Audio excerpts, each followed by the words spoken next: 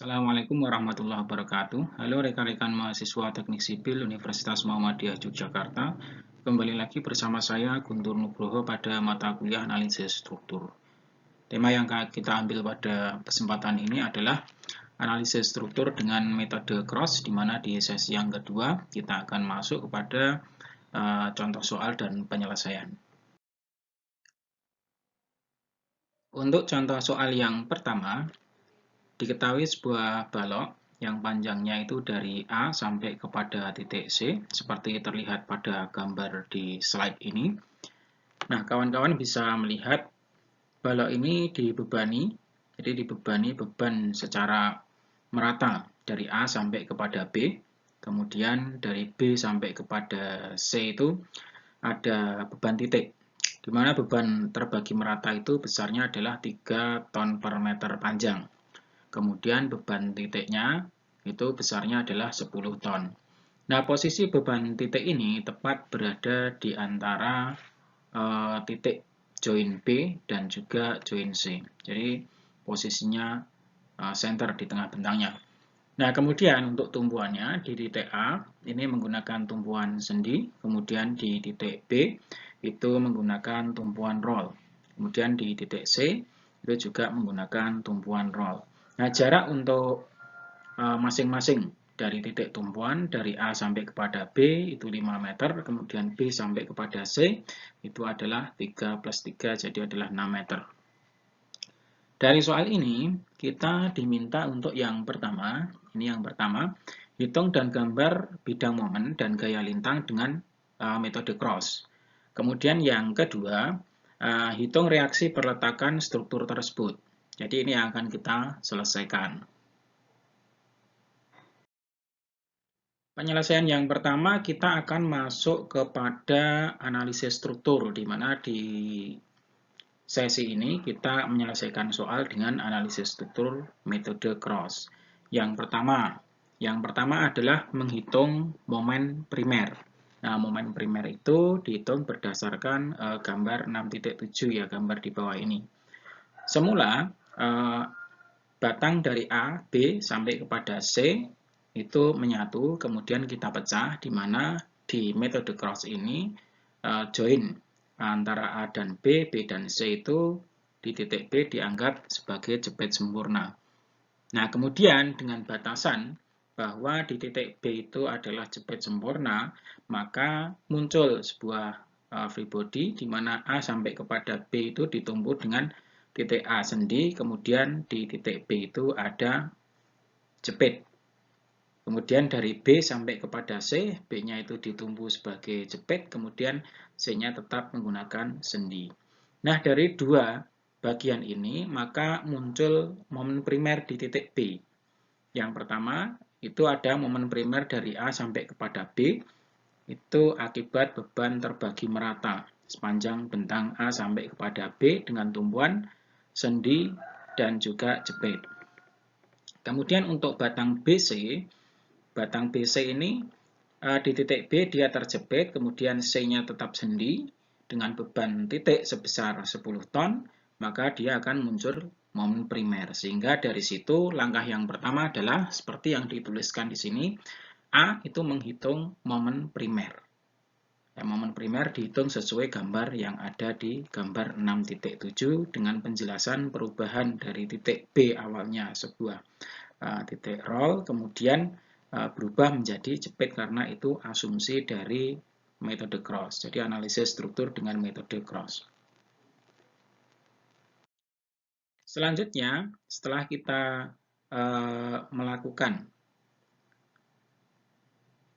idealisasi sesuai dengan metode cross yang ada di batang A sampai kepada batang B dengan tumpuan sendi dan jepit, maka kita bisa melihat di tabel perhitungan momen primer. Momen primer di sini besarnya sudah ditabulasikan. Teman-teman dapat melihat di tabel pada bab 3 di buku yang menjadi rujukan kita, buku karangan Pak As'ad Pujianto yang diterbitkan oleh LP3MUMY. Nah, di situ kita bisa mendapatkan nilai berapa momen primer pada batang B terhadap A. Sehingga di situ bisa kita ambil nilai sebesar QL kuadrat per 8. Maka ini kita masukkan rumusnya di sini. Dan bisa kita hitung nilai Q-nya, kita masukkan 3 ton per meter, kemudian L-nya adalah 5, kita kuadratkan dibagi dengan 8. Maka dari sini ketemu MBA atau momen primer dari B ke A itu 9,375 satuannya ton meter. Kemudian pada bagian B sampai kepada C, dengan tumpuan B jepit, C-nya adalah sendi, kawan-kawan bisa melihat di tabel yang sama, tabel 3. Nah, di sini rumus yang kita dapatkan adalah MBA sama dengan P dikalikan dengan A, dikalikan dengan L kuadrat dikurangi A kuadrat per 2L kuadrat. Jadi ini kita bawa ke sini. Nilai di tabel itu positif, kemudian kita bawa ke sini, ada nilai negatif yaitu kesepakatan tanda. Kita lihat momennya kalau di titik B, positifnya adalah searah dengan jarum jam. Maka di B itu karena berlawanan arah dengan jarum jam, dari situ maka tandanya adalah negatif. Kalau di titik BA tadi positif. Nah, di sini kita masukkan nilai P, kita masukkan beban titiknya 10 ton, kemudian A-nya kita ambil 3, kemudian L-nya adalah jumlah keduanya ini, yaitu 6, kita kuadratkan, dikurangi dengan A. Nah, 3 dibagi dengan 2L kuadrat, artinya 2 dikalikan 6 kuadrat. Dari hitungan ini kita dapatkan nilai momen BC itu sebesar minus 11,25 ton meter. Setelah kita menghitung momen primer yang ada pada masing-masing balok AB kemudian BC, maka poin selanjutnya di poin B itu kita adalah menghitung kekakuan dari balok, di mana titik tumpuan kita di sini A dan B, atau B terhadap A, ini kekakuan BA. Jadi B terhadap A itu tumpuannya adalah jepit sendi, maka dia memakai rumus 3 EE dibagi dengan L. Nah, teman-teman bisa dimasukkan ke sini. Kita masukkan 3 EI dibagi dengan L.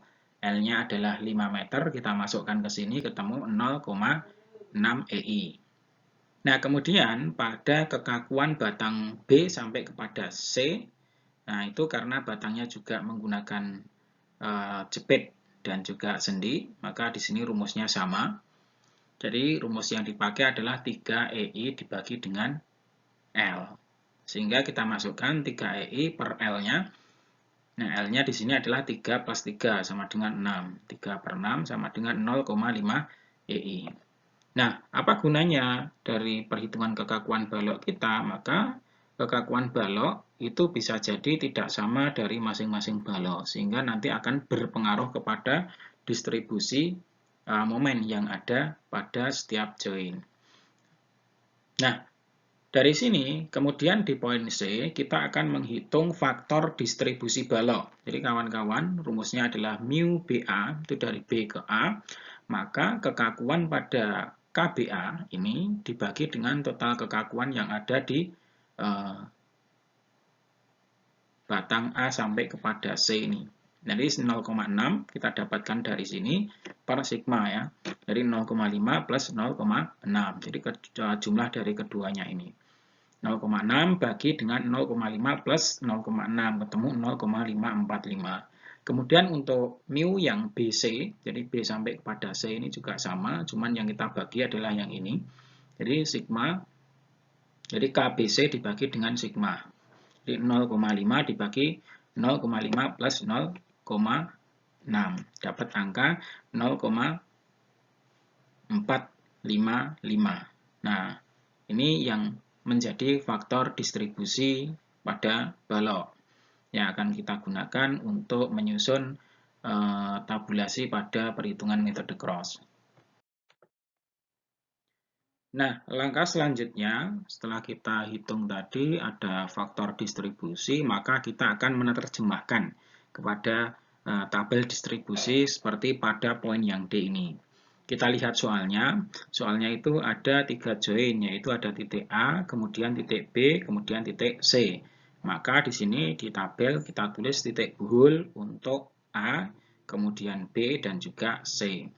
Nah, kemudian balok itu terbagi menjadi A sampai kepada B, ini, kemudian B sampai kepada A, kita tulis di sini untuk bagian dari B, kemudian bagian C adalah C terhadap B. Jadi ada A, kemudian C, kemudian ada B. B ini meliputi dua balok dari B ke A, kemudian B ke C.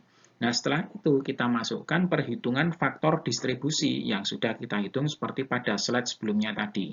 Di mana di titik A itu adalah 0, kemudian BA tadi kita dapatkan 0,545, kemudian BC itu kita dapatkan 0,455. Kemudian yang C terhadap B itu nilainya 0. Dari situ kita akan menghitung momen primer yang ada. Nah, setelah kita dapatkan tadi perhitungan momen primer di awal tadi kita masukkan 9,375 dan minus 11,25, maka kita akan lakukan distribusi. Jadi kita distribusikan karena metodenya adalah metode cross, maka sifatnya akan bersilang. Sehingga distribusinya di bawah ini ketemu 1,022 untuk BA. Jadi B kepada A, kemudian B kepada C, itu kita dapatkan 0,853. Nah, sehingga nanti momen di ujung titik itu, di titik B, B terhadap A, dan juga B terhadap C, itu nilainya adalah penjumlahan yang ada ini. Jadi penjumlahan yang ada. Ini kita jumlahkan, maka nanti akan ketemu. Dan di situ adalah seimbang. Seperti yang ada tadi, kita pecah menjadi jepit, kemudian ada momen yang saling menghilangkan. Yang satu B terhadap A itu searah jarum jam, kemudian B terhadap C itu berlawanan arah dengan jarum jam. Sehingga nilainya di sini mendapatkan nilai yang sudah bisa kita gunakan. Nah, berdasarkan dari tabel yang sudah ada tersebut, didapat nilai MB sama dengan 10,397 atau sama dengan 10,4 satuannya ton meter. Ada keterangan bahwa arah momen ujung sesuai dengan perjanjian tanda. Jadi bernilai positif searah dengan jarum jam, dan sebaliknya berlawanan arah jam, maka akan bernilai negatif. Setelah kita menghitung nilai momen yang ada pada join yang sudah kita hitung di slide sebelumnya tadi, maka langkah selanjutnya adalah analisis free body. Jadi di poin yang ini kita akan memecah dari batang A, B, dan juga B kepada C. Sehingga kita dapatkan momen yang ada di titik join B. Ini metode yang kita gunakan adalah metode cross. Nah, selanjutnya kita akan hitung berapa nilai RA, kemudian RB, dan juga RC yang ada. Nah, dari sini kawan-kawan bisa dilihat dulu bahwa yang pertama kita di join A dan juga join B itu menahan beban terbagi merata sepanjang bentang 5 meter ini sebesar 3 ton per meter panjang. Sehingga dari situ akan ada reaksi tumpuan akibat beban terbagi merata, yaitu Q dikalikan dengan L-nya 5 dibagi dengan 2. Ini Q L per 2. Arahnya sama-sama ke atas. Karena gayanya jelas, ini resultannya ke bawah. Ini yang pertama. Kemudian yang kedua, dari batang AB ini akibat momen di salah satu ujung, yaitu momen B sebesar 10,4 yang sudah kita hitung dengan metode cross tadi, juga mengakibatkan adanya reaksi tumpuan di titik A dan juga titik B, di mana momen ini searah jarum jam, jadi dari bawah ke atas, jadi mengangkat titik A ke atas, maka nilainya adalah sebesar momen dibagi dengan jarak. Jadi momen dibagi dengan jaraknya adalah 5 meter. Arahnya ke bawah, karena tadi gayanya ngangkat ke atas, sehingga secara aktual sendi itu menahan gaya vertikal, tetapi arahnya ke bawah. Kemudian pada titik B, tepat berada di titik posisi momen, dia arahnya ke atas. Senada dengan itu, untuk batang B sampai kepada C, di situ ada beban titik sebesar 10 ton yang terdistribusi pada RB dan juga RC, yaitu 10 per 2 ketemu 5, di sebelah C juga 10 per 2 ketemu 5 ton. Nah, selanjutnya untuk beban momen di titik B atau salah satu ujungnya di ujung B ini, di titik C nanti arahnya ke bawah. Besarnya adalah 10,4 dibagi dengan jaraknya, yaitu 6 ketemu 1,73. di titik B ini tepat berada di posisi momen tersebut, arahnya mengikuti arah momen, yaitu ke atas, sebesar 1,74 ton. Nah, sehingga dari situ kita nanti bisa mengecek reaksi tumpuan di titik A, titik B, dan juga titik C yang kita jumlahkan dari nilai-nilai yang sudah kita hitung ini. Selanjutnya kita akan melihat reaksi tumpuan yang ada pada balok A sampai kepada balok B. Seperti yang sudah saya utarakan di slide sebelumnya tadi, yang pertama akibat beban merata di RA sama dengan RB, kita dapatkan 7,5 di masing-masing titik. Ini ada 7,5. Kemudian ada beban akibat momen di RA, ketemunya di sini. Nah, ini ada 2,08 yang arahnya ke bawah. Kemudian di RB itu ketemu 2,08 arahnya ke atas. Nah, dari hasil tersebut maka nilai RA ini bisa kita dapatkan. Jadi RA itu adalah penjumlahan dari 7,5 ton kemudian dikurangi dengan 2,08, maka dapat angka 5,42 ton. Kemudian untuk yang RB di titik ini itu ada 7,5, itu kita dapatkan dari ini, kita jumlahkan dengan 2,08 ton. Satuannya adalah jumlahnya adalah 9,58 dengan satuan ton. Ini di titik RB. Jadi balok A sampai kepada B sudah kita dapatkan. Selanjutnya untuk reaksi pada balok BC. Jadi pada balok BC ini itu ada beban titik dan juga beban momen di titik B.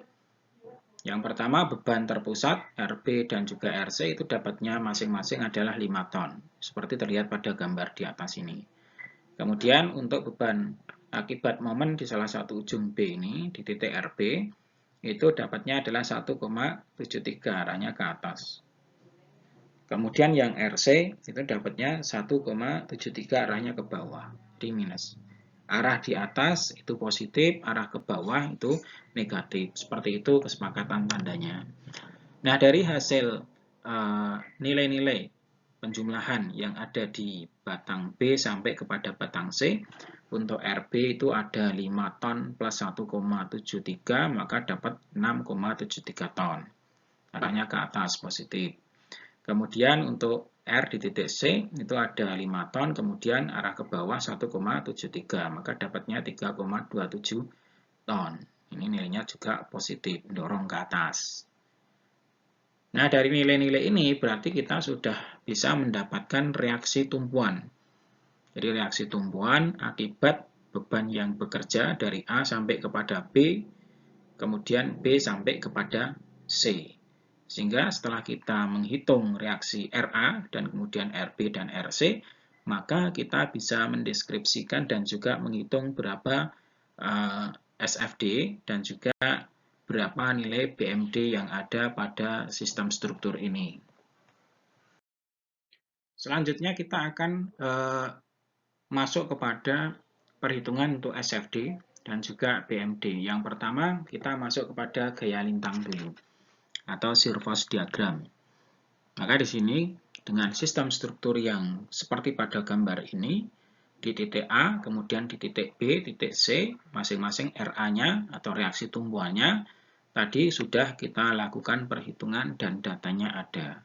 Nah, selanjutnya teman-teman bisa melakukan perhitungan shear force pada titik A. Jadi nilai gaya geser pada titik A itu sama dengan nilai RA, yaitu 5,42 satuannya ton. Jadi posisi di RA ini akibat titik A ini akibat pengaruh dari RA dia terdorong ke atas sebesar 5,42. Kemudian pada titik B ini jadi dia akan bertemu dengan gaya yang berasal dari beban terbagi merata. Jadi beban terbagi merata sepanjang A sampai kepada B akan mempengaruhi nilai SFD. Pengaruhnya di mana? Maka pada SFB itu ada shear force di titik A dikurangi dengan 3 dikalikan dengan 5, yaitu 3 dikalikan dengan 5. 5 meter adalah panjangnya atau sebagai titik resultannya. Maka 5,42 dikurangi dengan 15, maka dari sini di titik P ini dia turun menjadi minus 9,58 akibat adanya beban terbagi merata sepanjang A sampai kepada B. Nah, kemudian ini di posisi titik B, tadi juga kita dapati bahwa di situ ada reaksi tumpuan yang bekerja. Jadi ada R di titik B yang posisinya itu adalah mendorong ke atas. Jadi dari 9,58 kemudian didorong ke atas akibat pengaruh reaksi tumpuan pada titik B menjadi dari minus menjadi positif 6,73. Ini pengaruh adanya reaksi tumpuan di titik B. Kemudian berlanjut. Nah, ini ada SFBD sama dengan 6,73 ton. Ini posisinya di sini akibat adanya reaksi tumpuan. Kemudian SFD sampai kepada C. Nah, ini karena bergeser ke kanan, tidak bertemu dengan gaya, berbeda dengan titik A sampai kepada B tadi, maka dia akan menurun. Kalau ini tidak, karena ini pengaruh adanya beban merata, dan ini tidak ada. Makanya tetap sampai bergeser 3 meter dari titik B, baru ketemu gaya sebesar 10 ton. Maka 6,73 dikurangi dengan 10 ton. Ketemu minus 3,27. Nah, setelah itu 3,27 ini dia akan bergeser ke kanan. Juga tidak ketemu apa-apa sepanjang 3 meter dari titik D sampai kepada C, baru di sini bertemu dengan reaksi tumpuan pada titik C sebesar 3,27. Sehingga di sini kembali kepada titik 0. Inilah grafik dari shear force diagram atau SFD yang didapatkan dari sistem struktur yang ada pada soal ini. Setelah kita melakukan perhitungan untuk SFD, maka kita lanjutkan pada perhitungan untuk bidang momen atau bending moment diagram BMD. Nah, kawan-kawan bisa melihat di sini pada sistem struktur yang seperti pada gambar ini, ada balok sampai dari A sampai kepada C, ada beban AB terbagi merata, kemudian BC ada beban titik yang sudah kita dapatkan masing-masing RA, RB, dan RC-nya. Maka pada bidang momen, pada balok AB, momen maksimum akan terjadi pada bidang lintang sama dengan 0. Atau secara prinsip begini, kalau SFD-nya sama dengan 0, maka nanti di situ akan muncul BMD maksimum. Yang letaknya itu posisinya itu di X tertentu. Karena cara menghitung kita tadi adalah menggunakan metode grafis. Tetapi kalau menggunakan metode analitik, bisa kita buat rumus dan bisa langsung ketemu pada titik X sama dengan berapa. Nah, karena perhitungannya menggunakan metode grafis, maka kita harus melakukan pencarian dulu di titik mana nanti nilai SFD itu akan 0 dan BMD-nya akan maksimum. Selanjutnya kita lakukan pencarian yaitu terletak pada jarak X dari titik A. Ini adalah jarak X-nya. Nah, X-nya ini kita tentukan dulu. SFX sama dengan 0. Nah, ini kemudian ada SFD di titik X ini sama dengan 0. Kita buat rumusnya. Nah, rumusnya adalah ada gaya ke atas RA, yaitu RA dikurangi dengan 3 kali X. Jadi 3 dikalikan dengan X. Jadi 3 itu berasal dari beban terbagi merata, kemudian kita kalikan sepanjang X menjadi sebuah resultan. Sama dengan 0. Maka nilai di situ X-nya sudah bisa kita dapatkan, yaitu 5,42 dibagi dengan 3 ketemu 1,81 meter, yang posisinya berada di sini, titik ini, 1,81 meter dari titik A. Ini nilai sejauh X ini nanti akan ada BMD yang maksimum. Selanjutnya, setelah kita mengetahui titik di mana BMD maksimum akan muncul di nilai X tertentu, maka kita akan menghitung momen yang ada pada join A, join B, join C, sepanjang itu akan kita lakukan perhitungan dan dibuat sebuah tabel. Jadi, dan juga grafik. Pertama dari MA dulu, nilai MA ini pada titik ini dia nilainya adalah 0. Karena tumbuhannya adalah sendi, tidak menahan momen. Kemudian bergeser ke kanan, itu ada pengaruh. Ya. Jadi pengaruh dari beban terbagi merata dan juga reaksi tumpuan yang ada. Nah, untuk nilai sepanjang X ini sampai kepada titik B, itu bisa kita buat rumus bahwa nilai momen adalah RA, reaksi tumpuan, kita kalikan dengan X, kemudian juga akibat beban terbagi merata sepanjang A sampai B dengan bebannya adalah 3, maka 3 juga kita kalikan dengan X. Kemudian 3X ini adalah resultannya, momen itu adalah resultan dikalikan dengan jaraknya. Jaraknya karena beban terbagi merata ya X per 2, separuh dari nilai X yang kita ambil.